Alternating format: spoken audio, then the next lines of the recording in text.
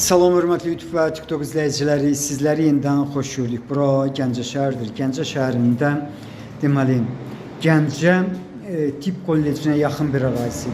Bir nömrəli orta məktəb İsmət Qayıbov adına olan orta məktəbə yaxın bir ərazidə mərkəzi yolun kənarında 2 sot torpaqda bax qarşıda gördüyünüz deməli bir zal, bir böyük zal, 2 böyük otaq olan bax belə bir həyət evi satılır. Hal-hazırda mən deməli darvazadan giriş hissəsində yerləşirəm. Həyətə maşın daxil olur. Navisin alt hissəsidir. Sənədi çıxarışdır. Yəni asan xidmətdə alqı-satqı gedən sənəddir. Onu da deyim ki, bu həyət evinə aid olan 5-in 6-ya obyekt yeri var. Həmin obyekt yeri mərkəzi küçədə yerləşir. Kombi sistemidir. Görmək mümkündür. Sənədi çıxarışdır. Asan xidmətdə alqı-satqı gedən sənəddir. Hamamı içəridədir. Hamamı təmirlidir. Bax, hal-hazırda mən sizə hamamı göstərirəm. Deməli, bu həyət evi tikildiyi ilə görə ipoteka yararlıdır. Yəni 2009-cu ildə tikilib. İndi isə mən sizə mətbəxini göstərirəm. Polu toplu poldur. Yəni istidir. İsti poldur. Bura isə deməli mətbəxidir. Mətbəxi həqiqətən böyükdür. Mətbəx mebeli evdə qalacaq. İsti sistemi bundan başqa gördüyünüz kimi minutqadır.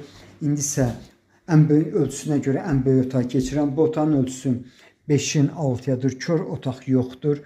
Çox yaxınlıqdan bir dedikdə, yəni bir nömrəli marşrut İsmət Qayıbov adına olan orta məktəbin yaxınlığından keçir. Ancaq bu mərkəzi yoldan bildiyiniz kimi deməli 6, 15, 31 nömrəli marşrutlar işləyir.